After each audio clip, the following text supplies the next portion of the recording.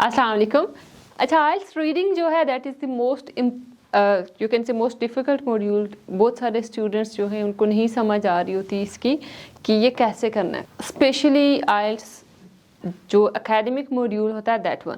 तो general training की अगर आप बात करें, हमारे पास फर्स्ट 4 जो पैसेजेस होते हैं दैट आर शॉर्टर वन और वो ईजी भी होते हैं, उसमें ईजी वोकेबुलरी यूज़ होती है। And but the last one is, अगर पार्ट 4 पे आप ऑनवर्ड मूव करते हैं, क्वेश्चन टाइप्स हमारे पास क्या थे? We have true false not given, blanks थी हमारे पास, these are the blanks. Onward move करें तो हमारे पास यहाँ पे आ जाते हैं, we have MCQs, one word answer. लेकिन मोस्ट डिफ़िकल्ट चीज़ जो है आइल्स की रीडिंग में that is list of headings. List of headings बहुत कॉम्प्लिकेटेड होती हैं, समझ नहीं आती स्टूडेंट्स को। अगर आपको ये किसी भी एकेडमिक में हैं आप या जर्नल ट्रेनिंग में हैं, आपको लिस्ट ऑफ हेडिंग्स कंफ्यूज करती हैं। So the best way how you can solve list of headings, mostly students ये करते हैं जब हम उनको ये बताते हैं कि first read the question and then underline the keyword. जैसे यहाँ पे है द रीजंस व्हाई फरेंडोज प्रोडक्ट इज नीडेड। सो वो जस्ट वर्ड्स को अंडरलाइन करते हैं और जाके पैसेज पे सर्च करते हैं। फॉर एग्जाम्पल यहाँ पे हमारे पास अगर हम इसको सॉल्व करें, the reasons product needed, no risk solution और 2 inventions and some physical details. अगर आप सेम वर्ड्स या इनके सिनोनिम्स, सेम वर्ड्स को अगर आप सर्च करेंगे, की वर्ड्स को अपने टेक्स्ट में, यहाँ पे आपके पास टेक्स्ट है, text paragraph number A, B, C, D और ऑनवर्ड, तो आपको ये कभी भी नहीं मिलेंगे। स्पेशली जब आप जर्नल ट्रेनिंग का राइटिंग, जो लास्ट आपके पास रीडिंग पैसेज होता है, रीडिंग पैसेज 5, वो अटेम्प्ट करते हैं, आपको ये वर्ड्स नहीं मिलेंगे।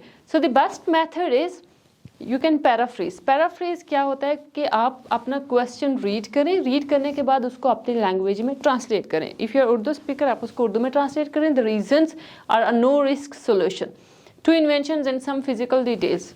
आपने क्वेश्चंस रीड किए, जितनी आपके पास लिस्ट ऑफ हेडिंग्स है वो सारी आपने रीड की, एंड देन यू हैव पैराफ्रेज्ड, उनको अपने अल्फाज में ट्रांसलेट करें। अब सपोज आपने ये सारे क्वेश्चंस पढ़ लिए लेकिन आपके पास ऐसी वोकेबुलरी नहीं है, आपको इनका मीनिंग ही नहीं समझ आती कि ये क्या कह रहे हैं। लेकिन अगर सपोज आपको क्वेश्चन की समझ आ जाती है, आप यहाँ पे जाते हैं टेक्स्ट पे, अब टेक्स्ट की आपको समझ नहीं आ रही, you don't know what's the meaning of ingenious foldable. Foldable का मीनिंग क्या है? We have some complex word mechanism, इसके सिनोनिम्स क्या हो सकते हैं? ठीक है, अब आपको अगर सिनोनिम्स नहीं आते या वर्ड के मीनिंग ही नहीं आते, that how you can do IELTS reading. आप तब आइल्स रीडिंग कैसे कर सकते? ये एक बहुत डिफ़िकल्ट टास्क होता है कि वर्ड का मीनिंग का, एक आपको वर्ड के मीनिंग्स आने चाहिए, सिनोनिम्स आने चाहिए कि वो उसके सिनोनिम्स और क्या क्या हैं, क्या कन्वे कर रहा है। Then the third thing is paraphrasing. आपको जो सेंटेंस आप रीड करें लिस्ट ऑफ हेडिंग्स हैं, लिस्ट ऑफ हेडिंग्स को आप ट्रांसलेट करें अपने अल्फाज में, अपनी लैंग्वेज में ट्रांसलेट करें ताकि आपको समझ आए कि वो क्या कह रहे हैं। अगर आप लिस्ट ऑफ हेडिंग, कोई भी यहाँ से आपने हेडिंग रीड की and you are reading the text, आप पैराग्राफ रीड कर रहे हैं, suppose you are reading paragraph B और A, सो आप यहाँ पे जाएंगे, अगर सेम मीनिंग कन्वे हो रहा है तो आप वो लिस्ट ऑफ हेडिंग वहाँ से उठाएंगे। इट मीन्स कि वहीं आ रही है। अब वोकेबुलरी का क्या है कि अगर आप अपनी वोकेबुलरी इम्प्रूव करना चाह रहे हैं, we have a list of synonyms and antonyms. ये स्पेसिफिकली किसके लिए है? For IELTS reading and writing, plus listening के लिए भी ये आपको बहुत हेल्पफुल है।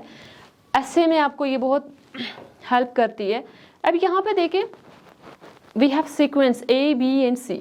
अब A क्या है? अगर if you want to achieve 6 points तो आप ये वर्ड्स प्रिपेयर करेंगे, बिल्कुल ईजी वर्ड्स हैं। B, ये वर्ड्स की वोकेबुलरी की टाइप है 7 words and C for 8 words. अब यहाँ पे सिनोनिम्स एंड एंटोनिम्स दे दिए गए हैं। बिल्कुल ये छोटी सी एक PDF फाइल है that is only for 11 pages.